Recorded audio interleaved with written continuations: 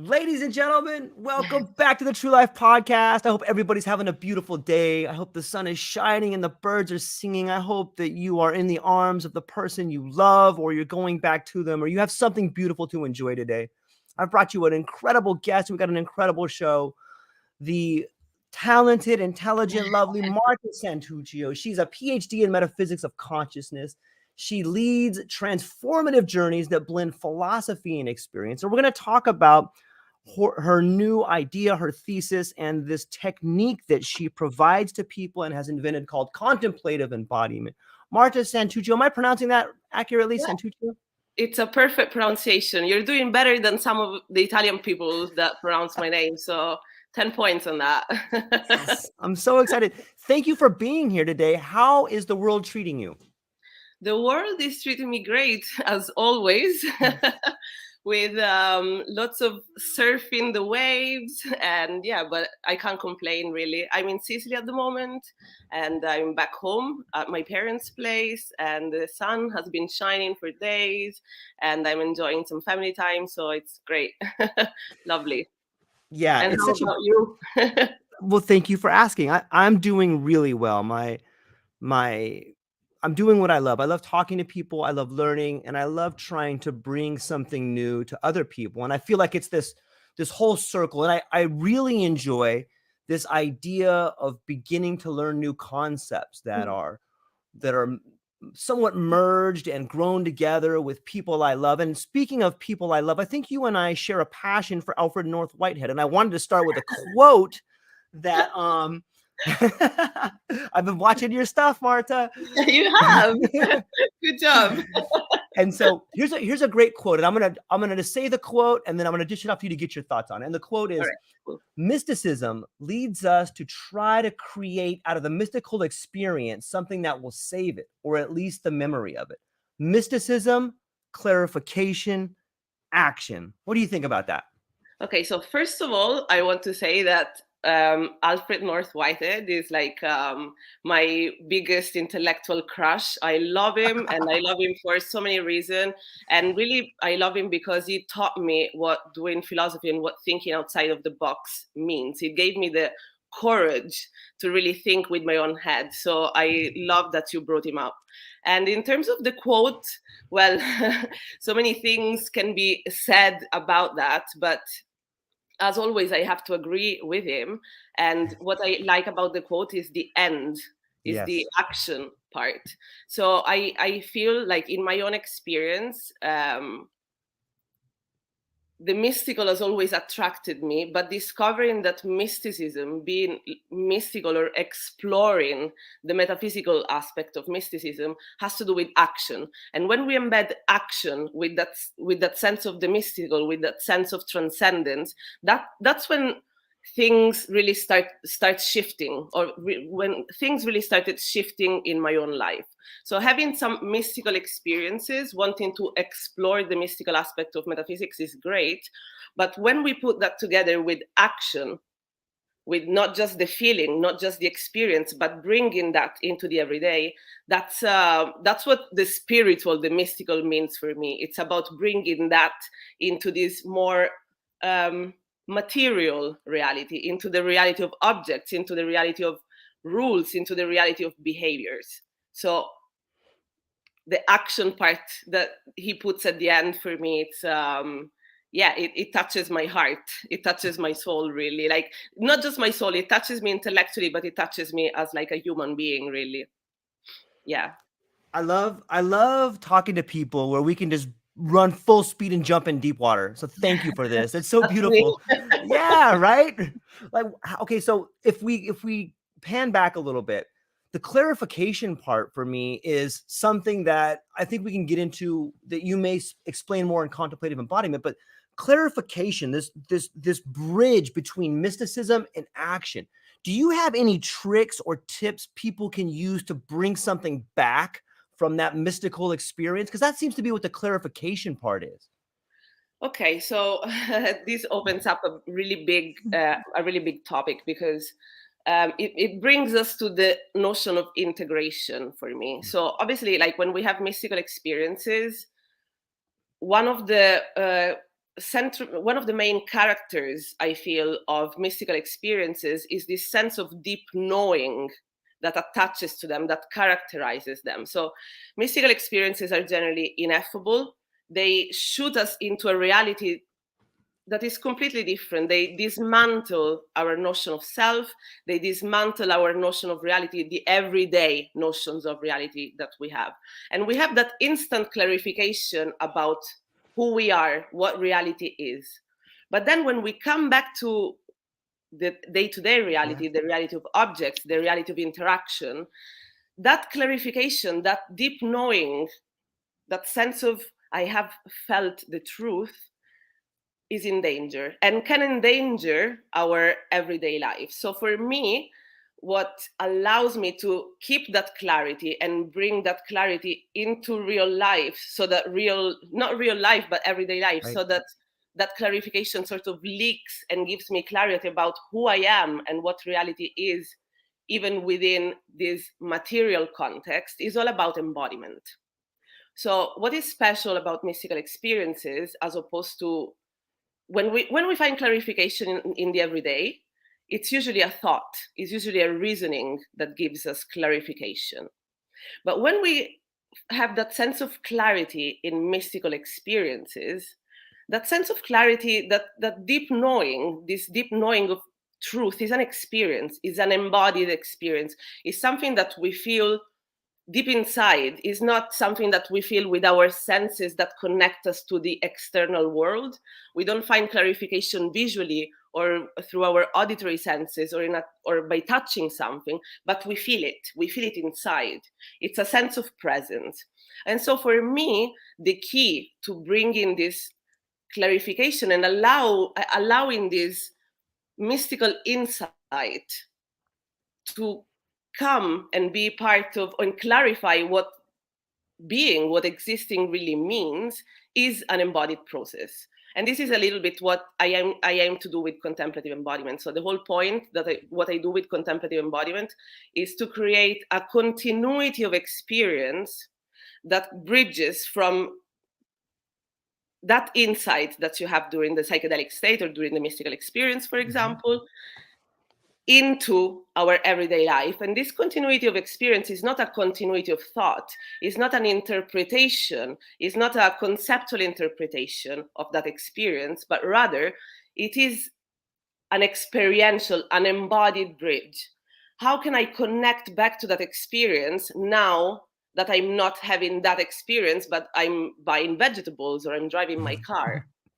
And it's about really connecting to that experience, really going back into that sort of phenomenology, sort of fishing aspects of it and re-experiencing them in the everyday. So that, for me, that is the clarification. It's not a conceptual clarification, but it's an embodied clarification.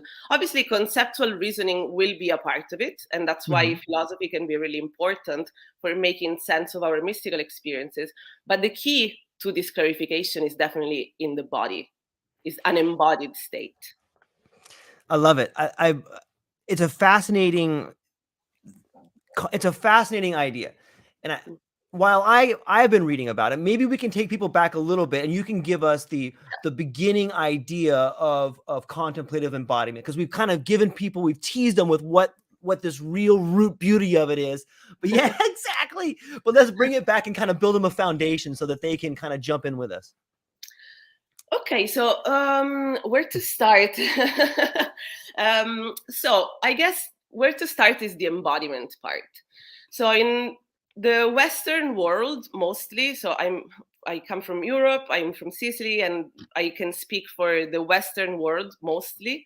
And the way that we grow up, the way we grow up is by conceiving of the mind and the body as separate entities. We usually use or think about our body as that machine that allows us to carry out actions, the hardware, some people say. And then we conceive of the mind as that bit of software. So the idea, the desires, everything comes from the mind and is fed into the other part, the body, and the body then carries out the action. Now, this sort of relies on a philosophical position that is called dualism, and that's a philosophical position that a guy called Descartes did around the time of the scientific revolution.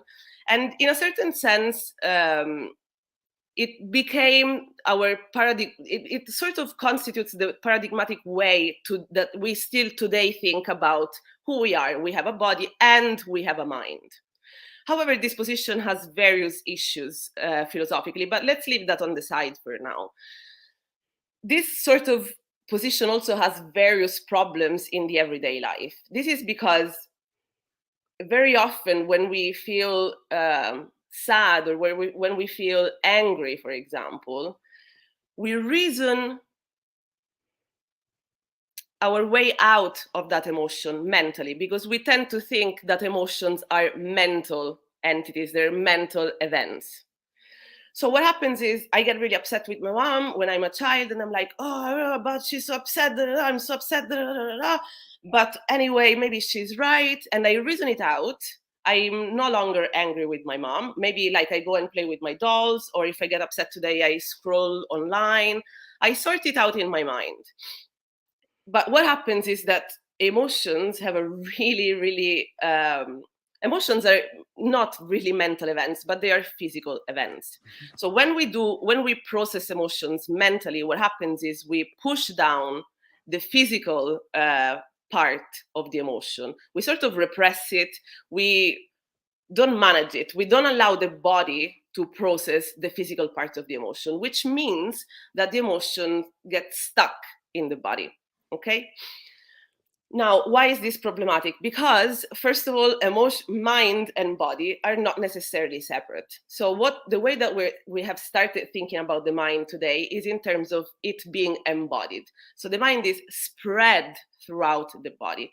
So embodied mind and activism are various views in philosophy that sort of develop this type of view.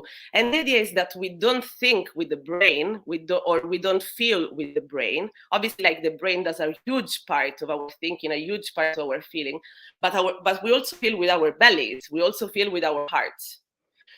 So what the key to embodiment is this new conception of the person that does not separate the mind and the body, but conceives of the person as an embodied being, where the mind and the body are one and the same. The mind happens, of course, throughout the whole body.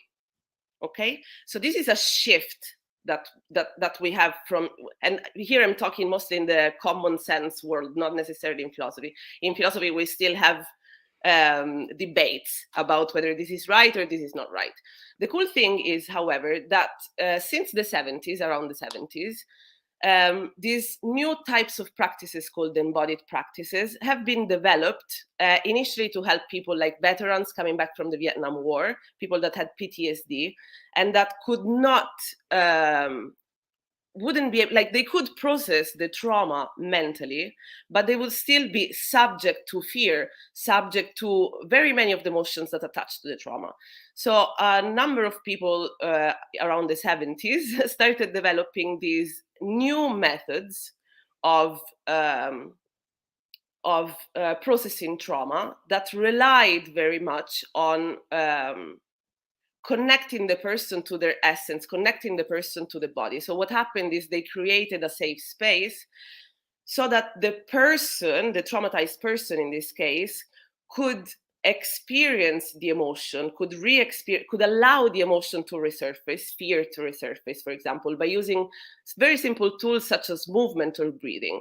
The fear would come back, and the person would be encouraged to feel through the fear, to dive into the feeling of the emotion. What's happening in my body? Am I feeling a contraction? Am I feeling like I want to move away from this? And they would reenact various aspects through movement, through voice, and through breath of this and of the emotions. They would really tune into what it is that I am feeling throughout my body.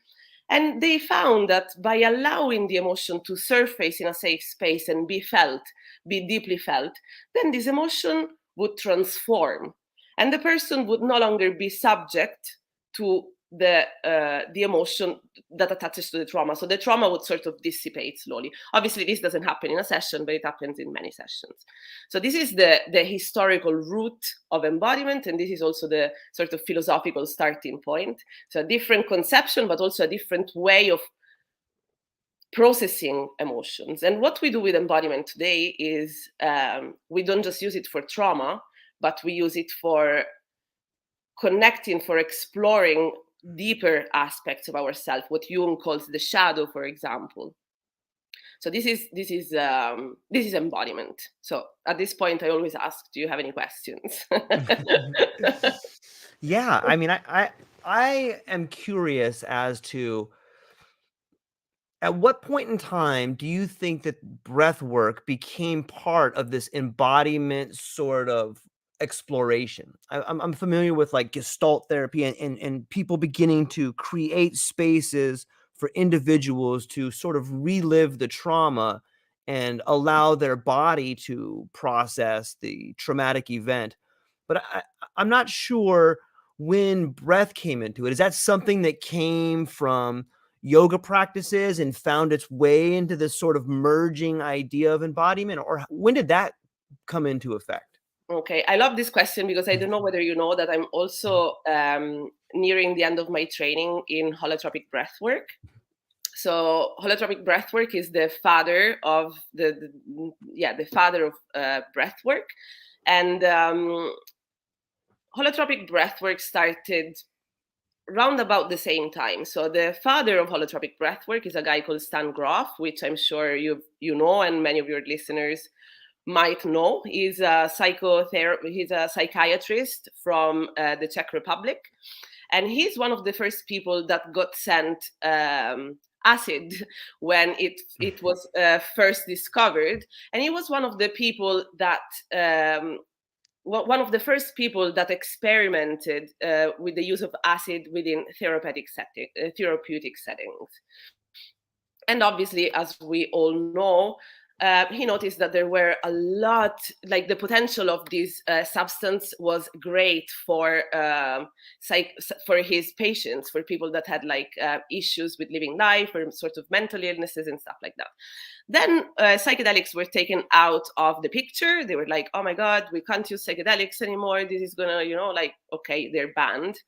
And Stan Grof, with his wife Christina, who was a yoga teacher, they were just like, we need okay, like we can't live like this. There was too much there. We have to be able to find or to construct a practice that can give us the same results. So they invented holotropic breathwork. And holotropic breathwork, the way that I understand it, is what they looked at is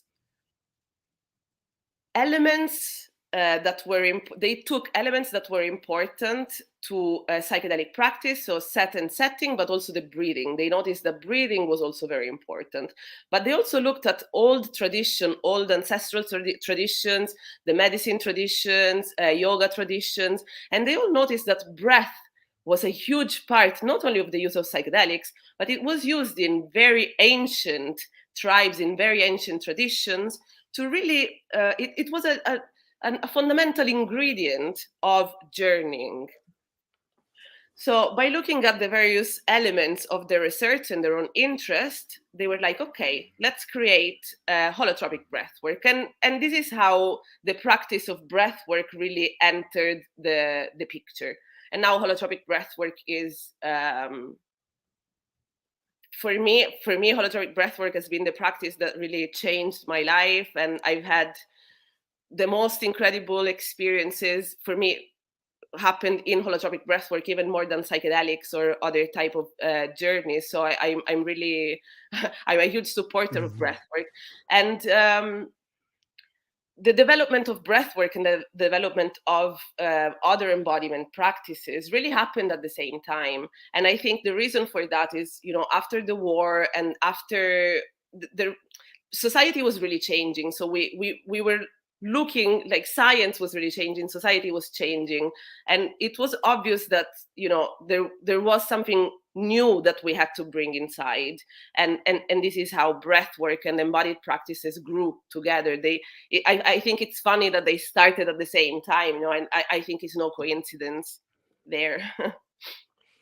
Yeah, Yeah. it's like branches of science. They start off at one spot and then they kind of move and find their own ways, or even the way a mushroom grows. Sometimes you see like the little tendrils kind of come off there. You know, it's I Yeah. don't think it's a mistake either.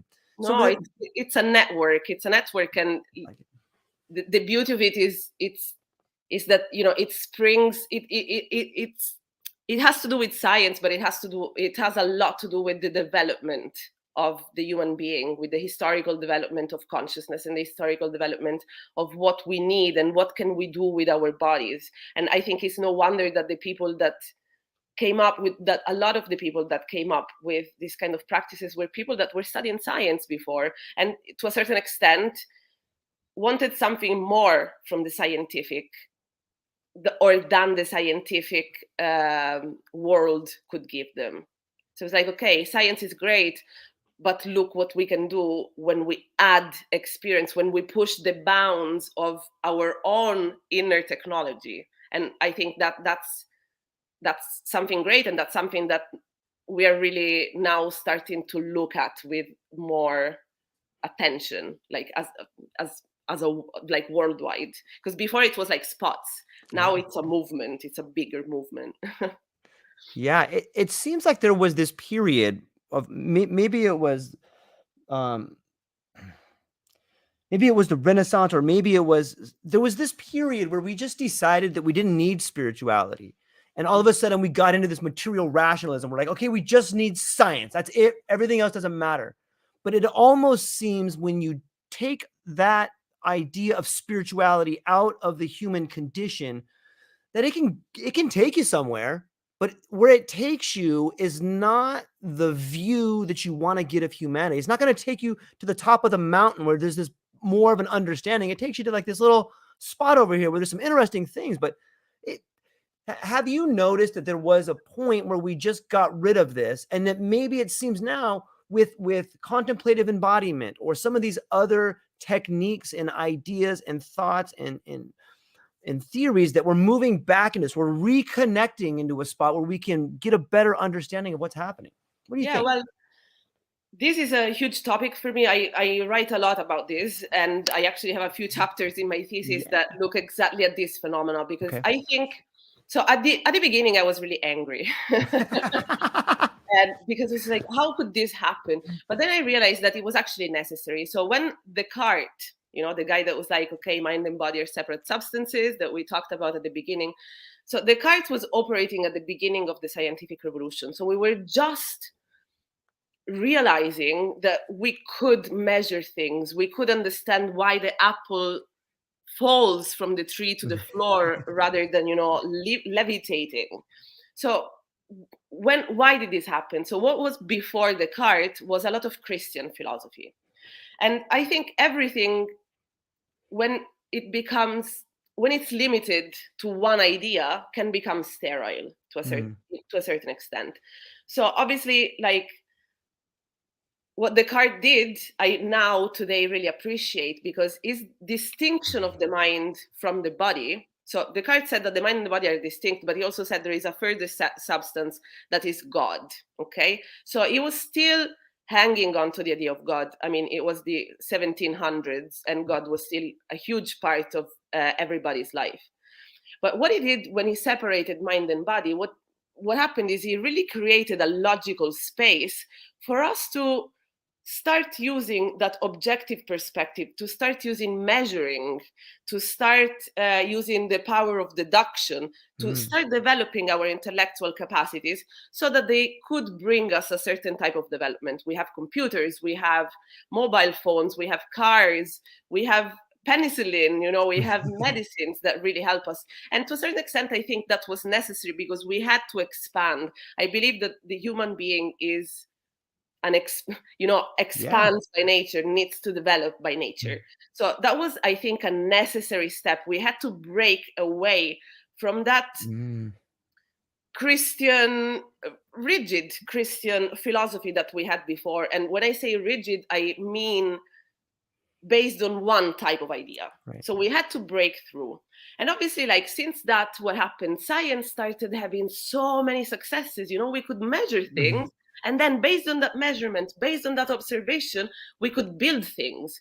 We were right. We felt like we knew the truth. We could tap into the truth, which in a certain sense, I think can be a spiritual endeavor to a certain sense. When I imagine Descartes or Newton or Galileo doing maths at the time, I really see them like a modern day mystic, because they really were exploring the unseen. They were really pushing the boundary. Now, obviously, the more truth we found, the more truth, and it was true because, you know, if 2 + 2 will always do 4. For me, for you, it's always 4. So it is true in that sense. And the more truth that we could find through science, the more we could rely on science and rely on the commodities that science created, the less we needed mysticism, the less we needed spirituality.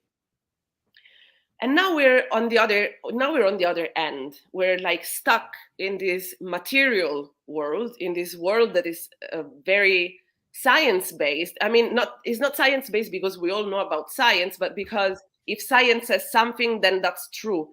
For us commoners, we're not scientists, which is interesting because within science, the scientist is always aware that the theory that he makes today might not be true tomorrow.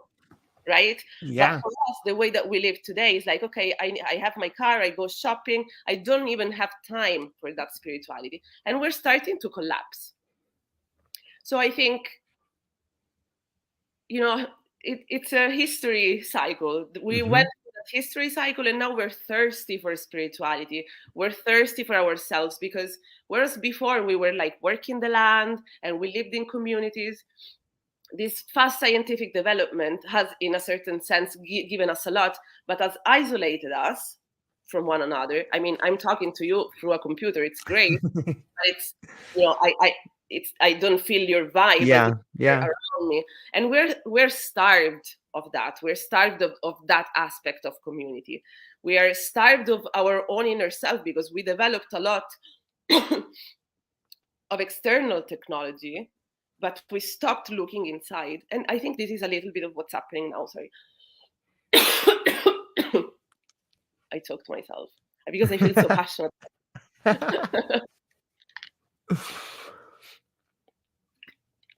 So I think this is exactly what's happening. We know that it's not sustainable to live in this science-based world. And I think if we look around, a lot of people are now seeking ways. A lot of people do yoga, and they don't just do it because it's an exercise. They also do it because they breathe when they do yoga. And the minute you start breathing, you connect to your essence. A lot of people are doing psychedelics. A lot of people are going to the psychologist. A lot of people are starting to turn their eyes inward, and they're looking for connection with their essence. And I think this is a consequence. Like, that was a consequence. Like the Cart's move was a consequence of this narrow spirituality. We're now looking for a way out from this narrow materialism. Yeah, it's really well said, and I really admire the foundation and getting to see the view of kind of where we are. And I would agree 100% that we seem to be so isolated in a world with so many connections. It's the ultimate irony, because we're so isolated, and you never get that felt presence of the other. Like, I can't. Yeah, but sorry to interrupt. Yeah, but I think the kernel of this isolation is that very often we're isolated with ourselves. When I was talking about the distinction from the mind and the body at the beginning, one of the issues with that is that when we process through the mind, we're not in touch with our essence.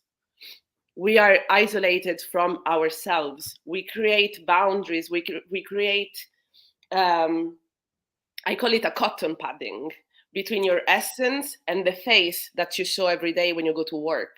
And that's the key of isolation, because once you break through those boundaries, those masks, those cotton paddings between who you are in the everyday, the face that you show in the everyday, and your feelings inside your essence, then the connection with the other, connection with nature, instantly occurs. So this isolation from the other is a symptom of a deeper sort of isolation, which is the isolation that we now have for ourselves. I mean, we don't really have much time to give ourselves. Like I'm lucky because I do it as a job, but even for me it was a journey, and it still is a journey, where every day I have to make sure that I go on a date with myself, or I take some time out to journal, or I take some time to just feel what I'm feeling. And it's not easy because it's not the way that we grew up. We have to really dismantle, unbuild everything that we know. And it's a brave thing, and it requires effort. And so, yeah, the real isolation is an isolation of our own self to our own self, of our essence to our everyday mind. It's fascinating to me. When I've been reading a lot of, there's a really great author I think you would enjoy named Ian McGilchrist, and he talks a lot about the way in which we process information. And he makes a distinction between the analytical scalpel, or like the left hemisphere of the brain. Like we have found this tool in language where we can use it as a microscope to dig deeper and deeper and refine and specialize. But this linguistic pattern that we use, this idea of language as a higher order of thinking, has kind of taken us astray. And he presents us with the idea of mental imagery being just as important, if not more important, but it can be used as a tool together with language. But the point I'm bringing up language for is, I have an idea of what you mean when you say connecting to our essence, but the word essence seems to be such a big concept. And I'm wondering if you can maybe help people understand, or maybe try to shine a spotlight on what connecting to your essence means. Okay, so first of all, I agree with this the hegemony of language, the fact that we really, it's the mental problem, is this Yeah, totally. over-conceptualization, and it's true that it's taken over our life. And the fact that we don't know what our essence is deeply connected to this over linguization. I love making up words, but this excessive reliance on language, because to connect with our essence is not something that should ever be explained in words, and I don't think it can be explained in words. So connecting to our essence is a feeling. The way that I could shine light is by asking people to close their eyes and take a few breaths, maybe breathe for like 3 minutes and feel what's happening in their body. And that is a way to connect with your essence. It's an embodied fact. It's something that you feel in your belly, that you feel in your heart. It changes, like you can feel it in your belly, in your heart. Some people feel it in their hands. Sometimes you feel it around your body, but it's a feeling. It's a feeling of presence. It's a feeling of being there, of being in the moment. It's not about doing something. It's not about thinking something, but it's a feeling of being here, of being me, of being alive. And breath can help a lot with that. Obviously, like as a philosopher, I know that essence is super, super, super problematic. So I try to never use the word essence in a philosophical context. But essence is usually, like, if we want to say it a bit more philosophically, we could say that is that characteristic that is central, that makes me myself. It's the juice of life. To say it not philosophically. So this is like, the language issue is like a huge issue for me. Like even when I'm doing philosophy, when I'm writing philosophy, I always try to use the most simple language, because I don't like this excessive reliance on language. And it's one of the, it goes with the scientific, with the objective, with the left brain, which is exactly what we're trying to get out now. And that's why when people ask me about essence, when people ask me about, I'm feeling bad and I don't want to feel like this, or I want to integrate that mystical experience I had, I always tell them, just close your eyes for a moment and breathe Mm-hmm. and feel what's happening while you breathe. And it's so funny because it can sound a bit and like weird, or you don't really understand what I'm telling you, but when you do it, you know exactly what you're doing, and you go into the experience immediately, because we're hardwired to do that. It's just that we're not used to using that part of the wiring, and this is part of what we're trying to do now. It's like, wow, look at this stuff, look at what you can do, and it's so simple, it's so natural, it's so primitive. So the essence, connecting to the essence, is the most primitive state that we can have. Feeling. Yeah. Yeah. I when I do breath work, or I use psychedelics in a way, you know, I think of essence because it is something that can be experienced the same way, Marta. If you picked up a stick, or you had a cane and you closed your eyes and you took that cane and you felt around and you smacked a bookcase, like you can feel the essence through that cane. Like you're extending your awareness through that cane to find that other object right there. But another example that I think of when I think of essence is, say you and I go to a play and we're watching Persephone and Demeter and the death of a child. And you and I don't even need to say a word, but we feel the death of that child.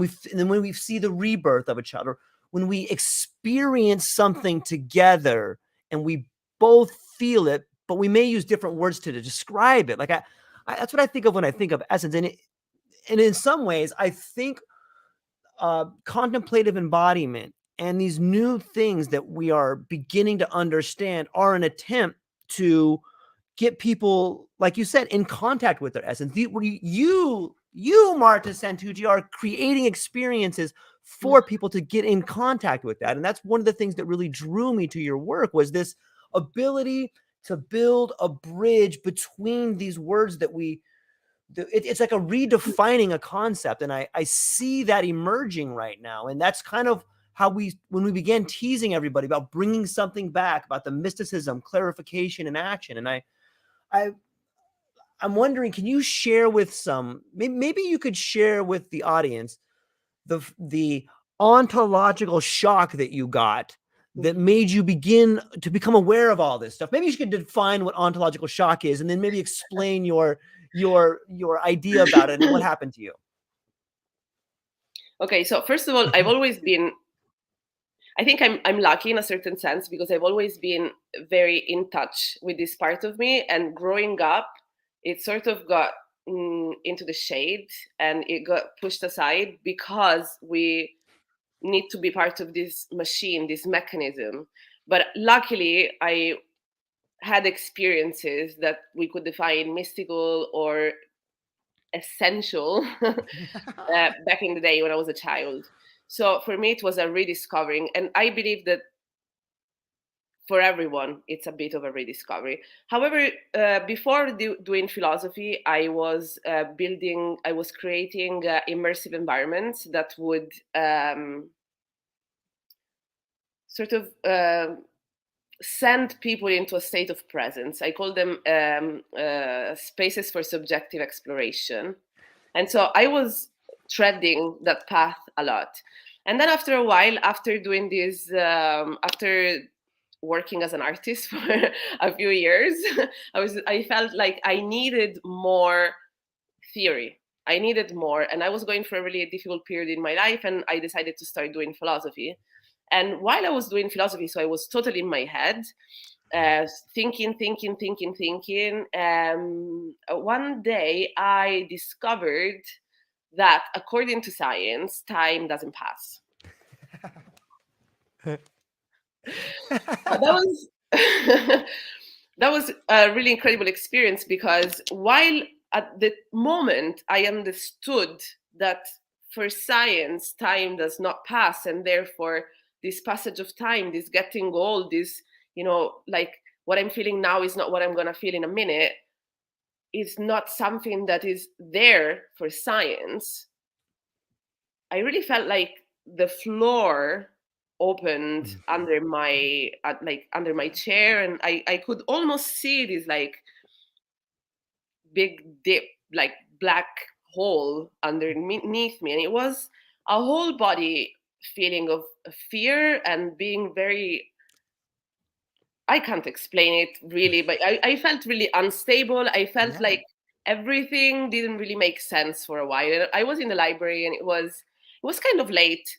And I was just like, okay, maybe I need to stop studying for today. I think I was preparing an essay or something like that. But that experience was really interesting for two reasons.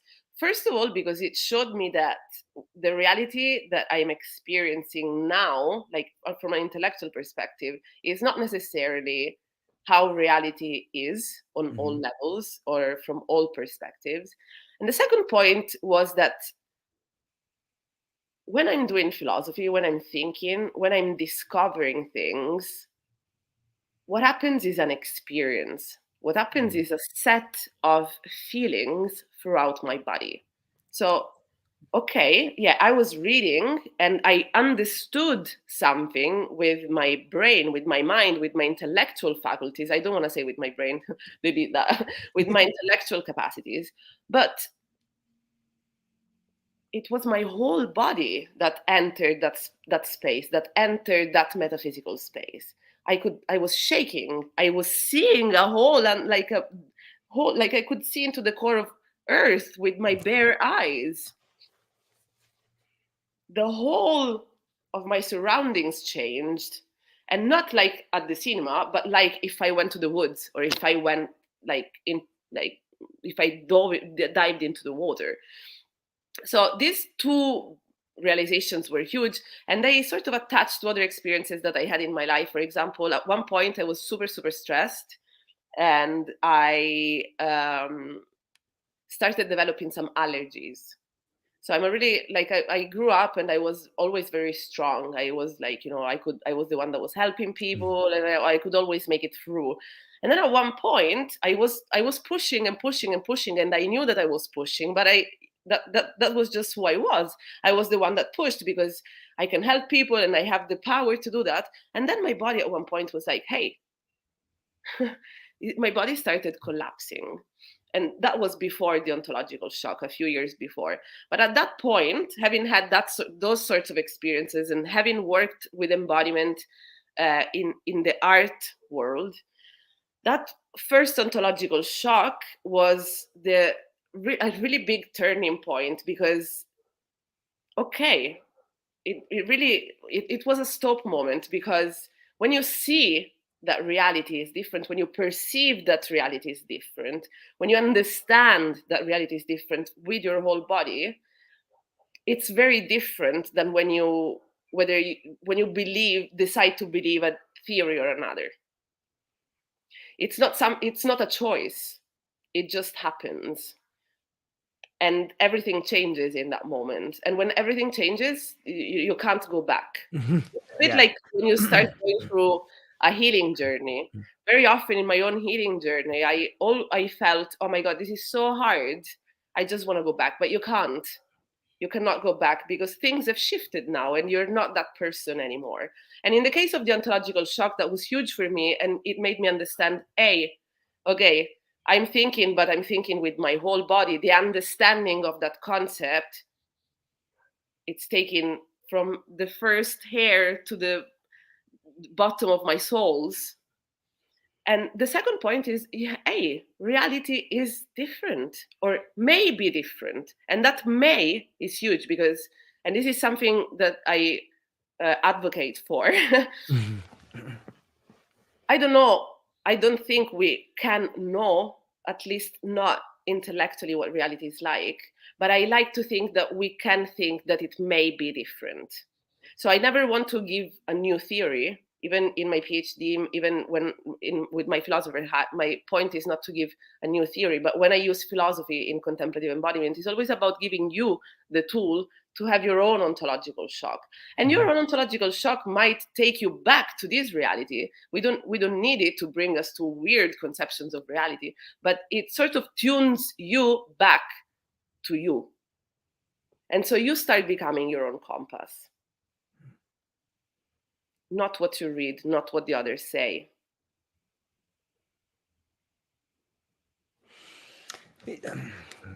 So I have a question, and the question is: once you see a different reality, do you think that's the same as changing reality? Like, if I look at some of my own experiences, I've I remember when I got to see myself as a whole nother person.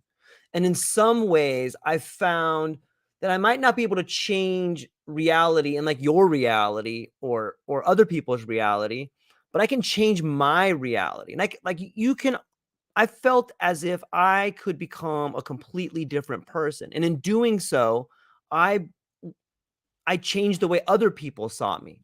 So it's interesting how you can change. I heard a good quote. I'm going to try to say it, but I don't know if I'll get it right. It's like, your reality is reality, even though it's not reality in actuality. And I think that is something that, like, it's a mouthful of words, but it's true in some ways. And I'm wondering, do you see it that way? Do you see seeing different reality as changing reality? It's a really difficult question. I So, know, it's crazy. the question for me is, what is reality? Yeah. Yes. However, I do believe that when you change your own reality, that when you change yourself in certain ways, when you see yourself different, when you see reality differently, then you can really bring changes. Like self-confidence or Yeah. self-love, for example. We often suffer from lack of self-love. Okay, so I would just want to make a simple Yeah. example. When you see yourself as a loving being, for example, in a meditation or in a mystical experience, or I don't know, like if you're going to the psychologist, or one day you wake up and you feel love, right? And it's not something that you felt before. That is a huge change to your reality, because there is this new quality that is love, that is self-love, and that can make you a more confident person, which means that maybe you will send that email to ask for that job, or you will Yeah. try to make that connection that will bring you to have what you thought you couldn't have before. So in that sense, I think experiencing a different type of reality, or a different version of yourself, Mm. can really change reality, in the sense that it allows you to discover new qualities, right? So for example, when we do breath work, or in contemplative embodiment, or when we do meditation or yoga or stuff like that, what happens is we go through a lot of these blocks that narrow down our reality, right? The whole point is about moving through those blocks, so your reality becomes bigger. In that sense, your reality can change. But I think also a deeper sense, right? When I had the ontological shock, and I could see the hole under my legs, do I think that that hole was really there? That's not the question that I want to ask myself. Or if I have past life experiences. So for me, something that was huge in my own personal transformation was having past life experiences. And I had this really big experience of like being burned and da da da. And this happened outside of a breath work and then inside of a breath work. Now, what do I make of this experience? Do I want to believe that this experience is real, in the sense that I really had that life and now I'm re-experiencing that life? So this is one question about reality. And the other question about reality is, hey, I'm having this experience now, and the experience that I'm having is about having had that life. And how can I integrate it? How can I Mm. make sense of this experience so that I can broaden my reality, strengthen my sense of self, strengthen the person, grow, heal, change? So my reality after that experience changed a lot, and it didn't change because now I can move through walls, but it changed because, or now I can think telepathically, or now I know that I lived before, but because through the intensity of that experience, my reality in the everyday has changed. Another example is some experiences that I had in holotropic breathwork, for example, where I felt I wasn't a self anymore, and I was lost in these rushes of intensities. Really, that's the best way that I can explain it. It was absolutely beautiful. It was great. I had an amazing facilitator, Rachel. Big hugs to the person that brought me, chaperoned me through this experience, because at the beginning I was super scared. So I entered a new version of reality. Coming back, I had a lot of benefits from my life. Really changed. And how did it change? When the wind blows now, or when I am looking at a sunset, even if even if I don't see the sun set, but I see the pink colors, I feel this feeling of expansion. I feel this beauty. I feel invested by this beauty. I experience this beauty. In this sense, my reality has deeply, deeply, deeply changed. It's much broader. It's not limited by objects. So my notion of objects has changed a lot. So I am aware that I'm talking to you and that I have a laptop in front of me, but I am also aware that even though scientifically we can explain the fact that there is a laptop in front of me by talking about the fact that there are physical ultimate subatomic particles shaped with certain masses and certain charges, and they're structured in a certain way, I know that I have the feeling, I exist by the feeling that there is more. I experience that more. It's that embodied, it's that deep knowing. And I can bring that into reality, and it changes my reality. But it doesn't change it in a way that is like, obviously this is not real. Like, this is real. I'm having that experience because I am a human being and I am a limited being.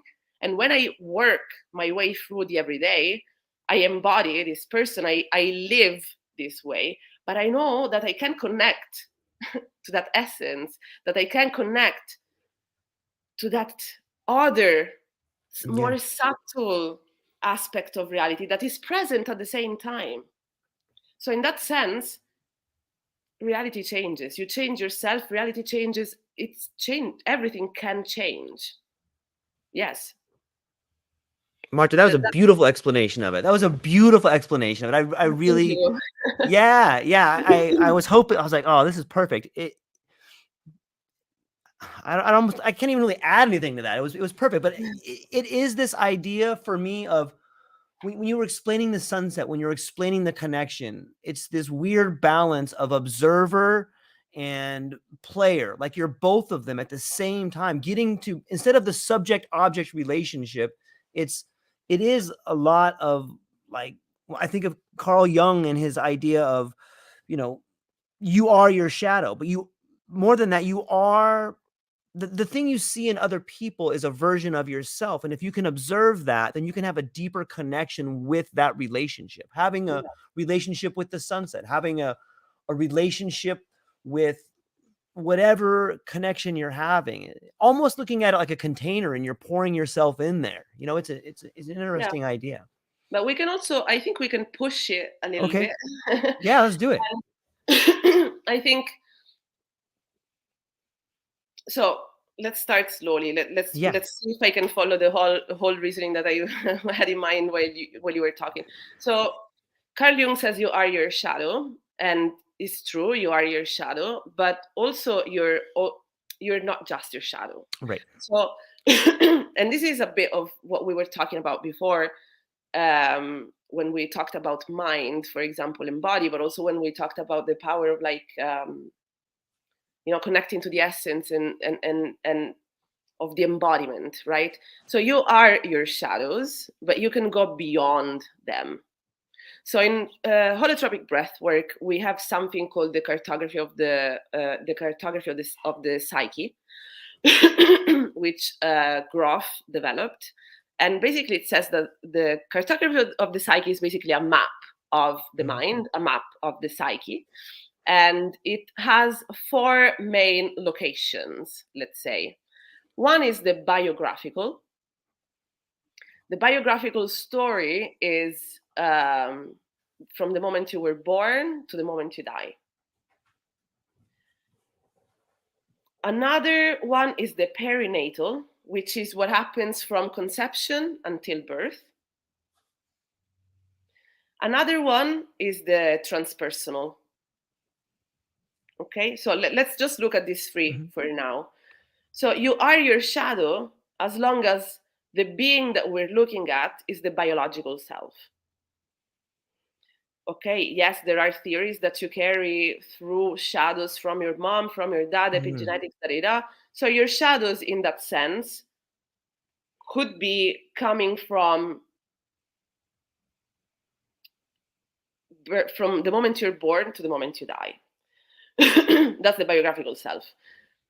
In the perinatal, we can sort of inherit some of the shadows of our parents, for instance, okay, which we then reinforce through models growing up, what we learn in the family, how we learn to copy our mom or copy our dad to get love, okay? But in the perinatal period, so from conception till birth, our body and a spiritual aspect of our body, an emotional, rather than spiritual, an emotional aspect of our body is developing already. Even though the fetus is not ready, emotions are already being fed to that organism through the mother, like nutrients, which for me, it's also one of the proofs or supports the idea of embodiment. The nutrient comes in together with the depression, with the stress, with the happiness, with the love, okay?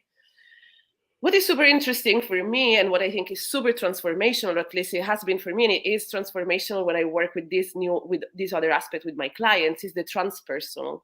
So the transpersonal is everything that goes beyond the person, okay? So past life experiences, spirit guides, the loss of the object-subject divide. These are all transpersonal experiences because they go beyond the self. They go beyond the self as we conceive of it now. So obviously, like, yes, we are our shadow. And when we look at the sunset, or when we feel the essence of the wind, what happens for me is beyond the self. It's we're going beyond the biographical, and we're entering the transpersonal. We're entering, some people can call it mystical, some people can call it metaphysical, some people can call it spiritual. You can call it however you want, but it's something that takes you beyond the limits of your body and in a total connection with the rest of nature. And the beauty of it is that it's not just like you are a container of that experience pouring out or playing, but really there is no notion of that container. There is this fabric of being, and that you can just experience yourself as part of that fabric of being. This is really, really out there. I hope my philosophy people are not listening to me right now. No, I'm joking. I hope they listen. It's beautiful. It's really well said. I'm clapping. It's beautiful. It's really well said. I really admire it. I'm just taking time to take it all in. I've never heard it explained that way. You know, I do hear people use labels like, you know, like it's the container, it's this, it's that, but I've never heard it put that way. So thank you. Well, well, thanks for asking. For me, this is and has been, and there is so much life in those type of experiences, and it's really my life mission to be able to communicate it and to bring people to have those sort of experiences, because real change happens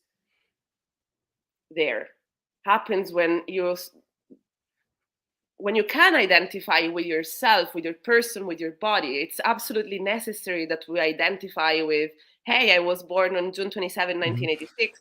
I'm a Cancerian. I can be very funny, but I can also be very deep and unpleasant. Sometimes it's important to be able to identify with the light aspects and with the shadow aspects of ourselves, and to work through them, and to allow the shadow aspects to define our life, to define our personality. And it's important for us to be able to play with that.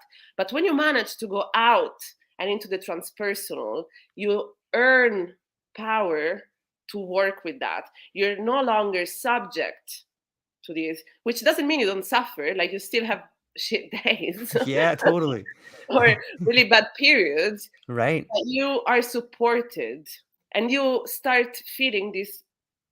You feel more than just a person. Loneliness takes a totally different character, Mm-hmm. because it's not really just about you anymore, Mm-hmm. because you can always go out and listen to the wind and feel that you are the wind, that you are part of that, that you are an organism, like the plant, like the soil, and that we're just one big pile of organic matter.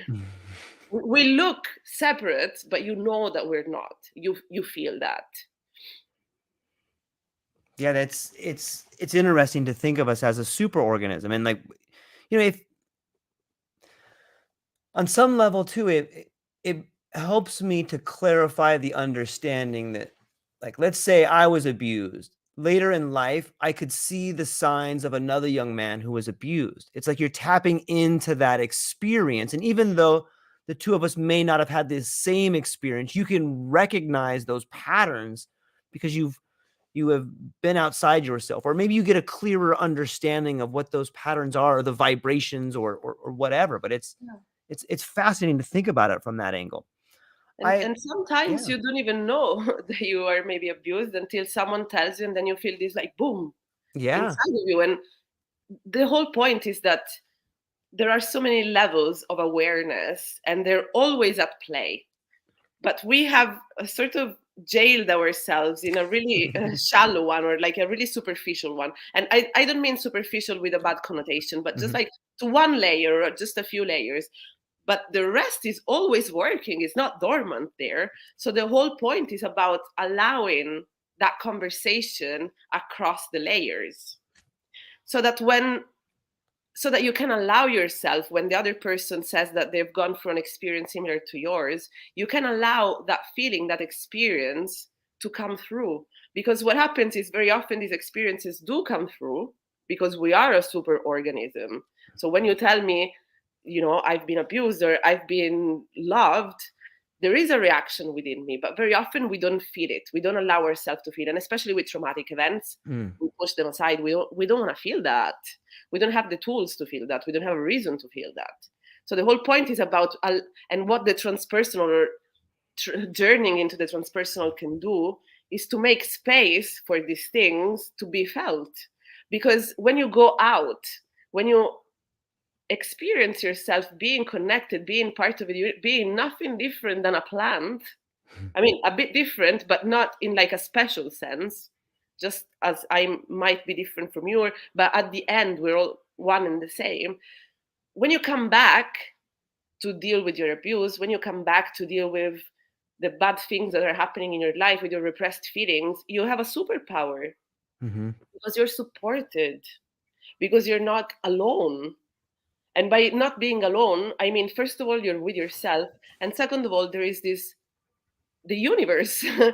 holds you. There is something that holds you. I don't know what it is, but it's an energy, it's a power, and you can feel it and you can use it. You can tap into it. It is huge. Yeah. It's fascinating to take something awful and make it awful. You know what I mean? Like something horrible, but then you like there's two, like, I've been zooking out on that word for a while because it was been a big part of my transformation. Hey, Mm. this awful thing happened, but it's awful. Like, when you start to see something full of awe, it's like, whoa, that was a good experience, not because it was painful, but because it taught me something. And it's just it's interesting. Let me ask you this. So if you work with someone, Marta, like, let's say you have a client on a one-on-one, do you do groups and one-on-one Yeah. with?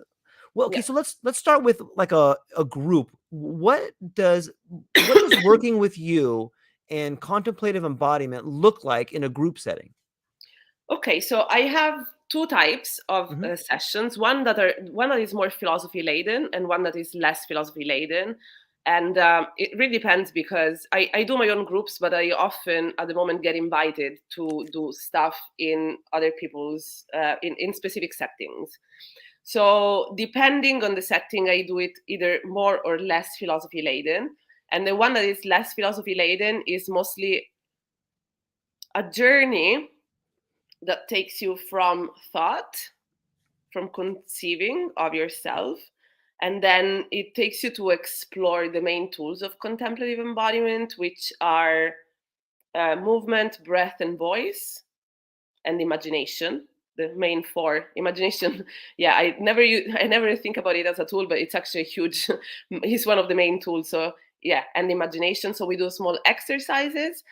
And then at the end, after we have explored the tools, and then we do some sort of ice-breaking games, I call them. So I usually don't do a round of names, but I do a round of presentation at the end, where we sort of start putting in practice some of the tools that we have learned, whether it's imagination or sound, and we introduce each other like that. And then after that, we are sort of creating a group that is starting to we start connecting with each other.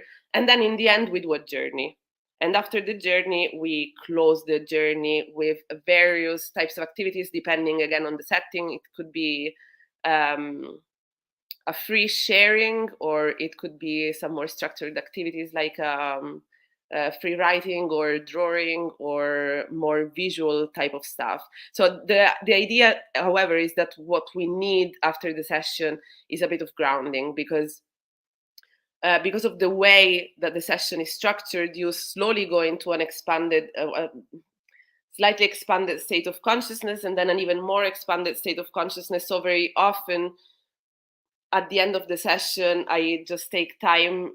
It's very organic. People come back at different times, and then there is like chocolate or hot chocolate or tea or various like sweet things to drink. And I don't do a sharing circle. I allow the group to sort of manage that, because one of the main aspects of the work that I do is to guide people to find their own way to connect to the essence. So when you go into a contemplative embodiment session, you will never see me tell you how to breathe, how to move, how to use your voice. Never. It's very different, for example, from yoga and meditation, because in Eastern practices, we generally have structures to follow. Okay, do this movement or sit in this position. Whereas in contemplative embodiment, it's totally different. It's how do you feel like sitting for this exercise? And what does it mean for you to use your voice?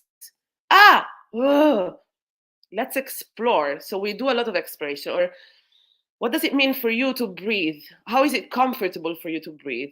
What is the pace of breathing that allows you to drop into your body? So it's all about, obviously now it's a quick way, but the whole group session is based on experimenting with your own ways of connecting to your essence. And then in the journey, you sort of put it into practice. Yeah, that's how the session is usually structured. So I go from individual to group and from intellectual to experience, and it's a sort of like it goes up slowly. Yeah, it reminds me of like a diver who dives down deep into the water, and then like they come up too fast. Like you got to come up and feel the right pressure when you're coming back. Otherwise you'll get like the bends or something like that. But it's interesting, and it seems like it's an incredible tool for integration as well. Yeah. So for integration, I work mainly one-on-one at the moment. And okay, so when I do contemplative embodiment in groups for integration, that's when I use more philosophy. And the way that I use philosophy is more about using philosophical tools rather than philosophical ideas. So part of the thesis that I developed, a part of it is really a questioning attitude. So the title of my thesis is Looking at the World with Fresh Eyes, and then perspectival neutral monism. It's a mouthful. But what I do when I work integration with groups is this fresh eyes methodology that I pass on the people that I work with, because It's all about asking questions and asking the relevant questions. And the point is using these questions and using this sort of philosophical inquiry to make space in your conceptual scheme for that experience, okay? And at the same, so I do a bit of this and a bit of embodiment. And the reason why it's good for integration is because when you have very strong experience, like I mostly work with people that are having big experiences and mystical experiences. So either psychedelic experiences or mystical experiences without psychedelics. And because very often they clash with the reality of the everyday, the philosophy allows us to soften the conceptual frameworks that we have, which doesn't mean that we no longer think that this is real, but it's just a way of thinking about things differently, philosophically, so that you have this tool in the everyday. So it's not about creating a new metaphysics. I mean, you could end up creating a new metaphysics, but the purpose is really creating, softening the concepts that we have that sometimes make it really hard for us to bring that experience and the value of that experience within us. And then the second part is the embodiment part, because those experiences, as we said before, are experiences that are deeply embodied. That sense of knowing, deep knowing, is an embodied sense, is something that we struggle to put into concepts, we struggle to put into words. And so what happens is we have a bit, some experiential aspect and some philosophical aspect, and they weave together. And this is why I also mostly work one-on-one for psychedelic or mystical experience integration. And this is because very often these experiences are very personal, very deeply personal, and they're different. So it's rare that they're bespoke. The journey that I do with these people are tailored on their own experience. And I don't have a program at the beginning. It's like, this is what we're going to do on day 1 and on day 2, and we're going to do 2 classes a week. It doesn't work like that. It works very organically. Okay, what's happening now? And very often we don't plan sessions for like a couple of weeks, and then I get calls, because the nature of this kind of experience is that sometimes they spring up on you. And the whole point is about, wow, there is this huge intensity and I can't make sense of it, or I want to really juice every single drop out of it. And this is the work that I do with people one-on-one. And we use a lot of philosophy in terms of, okay, what philosophical views are there? A lot of philosophy, like, okay, the mind and the body, where the concepts come from, etc., etc. These are the various metaphysics that are available. We explore it, but we never do it as if it was a class. We always weave it with experience. So what a typical session would be, starting with an experiential aspect, and then from that experience had on that day, we go into the philosophy, for example, and it's a weaving of the two things. Yeah, I think it explains. I think it kind of ties back to the beginning where you had mentioned that part of the objective is to build that bridge between that mystical experience and then tap into it when you're going shopping, but be able to cross back over in a way of understanding, and it's a beautiful thing. I wonder this sometimes, because it's a novel idea. It's a new thing. And sometimes when we explore these new things, we find ourselves on the fringes a little bit. And like, sometimes it can be lonely because we're talking about things, and it takes time, and the majority of the time you have to have that experience to really understand what's happening. Do you ever find that it's lonely sometimes? You mean for me? Well, like, I think a lot of people in this space, myself included, sometimes I find myself talking to people, and they're like, and I know I missed them, and I'm like, dang it, and I will try to reel them back. But do you ever get that experience sometimes, like being on the fringes? I get it a lot. It's kind of, Me too. I now laugh about it, Yeah. because it's been such a huge part of my life always. Right. That now it's a bit of a joke, like with my friends and my family. Like when I was doing immersive experiences back in 2009, no one was really doing them. All this like immersive stuff wasn't really a thing. So Okay. I struggled a lot at the time because I wasn't understood. I think for me, the game changer came with really working through my shadows and understanding and accepting that that's what it is. Mm-hmm. And since I work with people, like seeing that people are receptive to it, that people need it, that you're making people's lives better, that's when I started feeling less lonely, Mm-hmm. but less isolated. But yeah, for sure. I mean, it's a huge theme in my life to be on the fringes, and it's just like, I don't want to be that person. I wish I could just, like, have a normal job, like have some stability in like everything I do, because obviously, like, when you work on the fringes, like, sometimes people understand, other times people don't understand. And geographically as well, for example, Mm-hmm. one of my dreams is to be able to work in Sicily, to bring this work back home.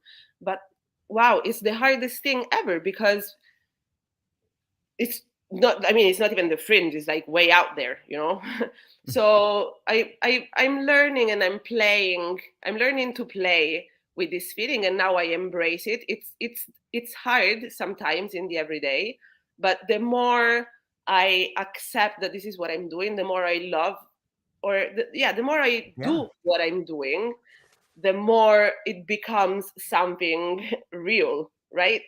So it's always been real, but very often when you're on the fringe, the problem is that you doubt yourself a Mm-hmm. lot. So for me, the end of doubt was, for example, when I finished my PhD, and I actually didn't realize that I had done a PhD. And when I submitted and defended my PhD and I passed with no philosophical corrections, I was taken aback, and I was just like, okay, because my PhD was also on the fringes, very much. Mm-hmm. But when it was accepted, I was just like, okay, so it's a thing, it works. And I was brave enough to Mm-hmm. do it. So before, I was on the fringes and I was doing things, but I was just like pushing, but not enough, not really pushing, but then like, oh no, let's do something else, let's change, let's try to fit in. During the PhD, obviously, like, I was earning, like, I had a scholarship, I was earning money through the scholarship, I had clients, I was okay from that perspective. I could play, I could push. And when I got it, and when you really push and you believe in it, that it does pay off. I never believe it, and I always feel really sorry when I say this, because I know that the person that's on the other side is like, yeah, whatever, you got lucky. And it goes back to the question to the point that you said before, like, does changing yourself change your reality? When you really do push and you're like, okay, I'm gonna give it my all and I'm gonna push, then it does happen. Maybe it takes time. Maybe the form will change. It's gonna be super frustrating, super isolating, but it can happen. And you just need to be patient, and you just need to allow yourself to feel bad when you feel bad. So embodiment, again, for me it was life changing. The minute that I shifted and became really embodied, that I started navigating my existence by asking my body rather than my mind, does this feel right, rather than is this right? Changing that question and allowing the answer to come from my belly, from my heart, rather than from my reasoning, everything changed. And even being on the fringes is now an exciting thing, because I could connect to other people that were on the fringes. And it's Mm-hmm. like, oh my God, the fringe is so much fun. There is water sometimes, and there is wind, and there is sunsets. And I couldn't see that when I was like in the house doing the work. It's really well said, and there will always be people that say things like you got lucky, and on some level we all get lucky, but I think that there's the people that some of the most important people you'll reach are the people that need to hear exactly what you just said. They're the people that need the inspiration to that are on the fringes of the fringes, getting ready to push through, and they're like, should I do this? Can I do this? Who else has done it? And then they can hear what you just said. They can look to other people and go, yes, it can be done. this is what she means when she says push through. This is maybe I need to be looking at some contemplative embodiment, but providing people with the tools and resources to bring more of us to the fringes, Marta, I think is such a beautiful thing. Like let's say that there's a young George Monti or a young Marta out there and they're struggling right now. Like what advice would you give to people who are trying to find their way on the fringes? I would tell them that they have the power. I would tell them that the fringes are beautiful. And when you're on the fringes, it's because you're channeling something that is not there. And there is a lot of space on the fringes for everyone. No, but really what I would tell them, which is what I would tell everyone, is just really breathe and come back to yourself.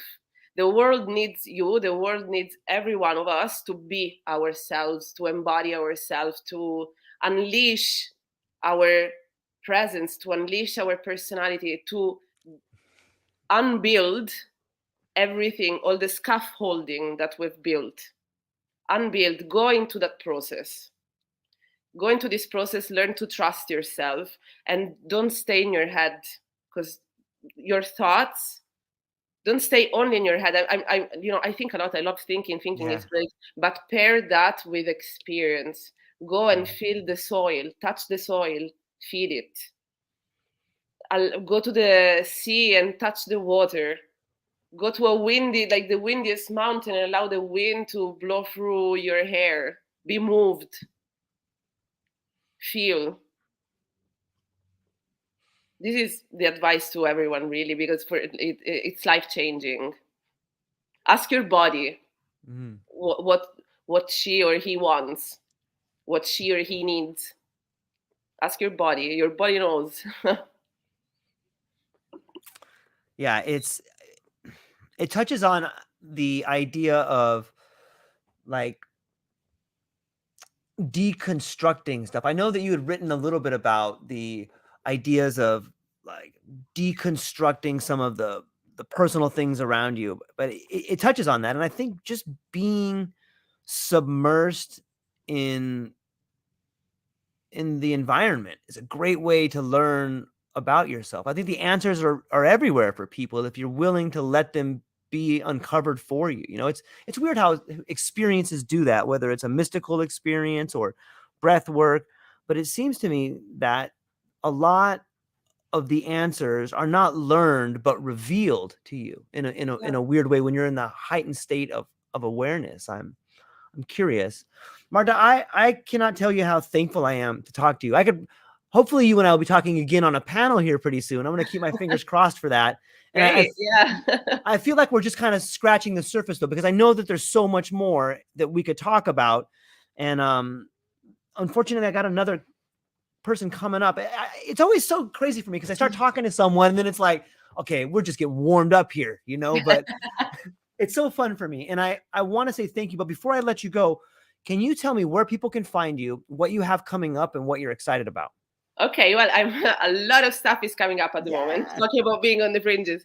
So I am going to be at Breaking Convention in the UK, which is Europe's largest psychedelic conference.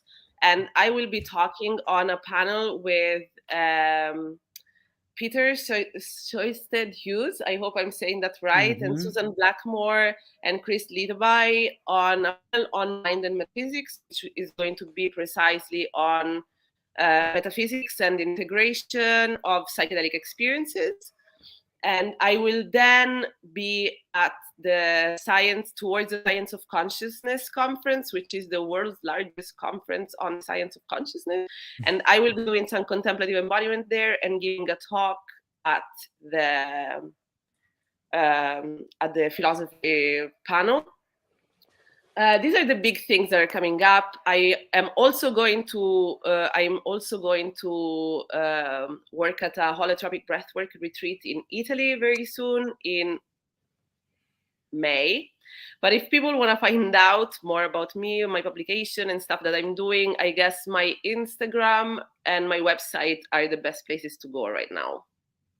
And what can you say those for people? I'll put them in the show notes, but maybe you can send it out because it's going to go on a podcast. So Yeah, if maybe it's better to write them Yeah, on I'll put the. them in the show notes and everybody can check them out. Yeah, that's great because I Absolutely. just changed my handle and I'm really not. I'm great with transpersonal stuff with all these Right. admin things. I'm changing names and stuff. Yeah, so bit of Awesome. a transition moment. Absolutely. Yeah, it's beautiful. And I'm looking forward to hearing more about those upcoming events. And ladies and gentlemen, that's what we got for today. I'm so thankful that you got to spend time with us today. And Thank you, George. yeah, I want to invite the entire audience, whether you're watching this or you're listening to this in the future, go to the show notes and check out Marta's writings, her publications, and reach out to her because she's really doing some incredible work. And as you've heard in this video, putting ideas into words that you've never heard before. And it's exciting and it's fun. And I think it's paving the way for a lot of people to learn. So, Marta, thank you so much for your time. Thanks, And George. Thank yeah, you. yep, that's it. That's all we got for today, ladies and gentlemen. Aloha. Bye. Nice. Okay, do that.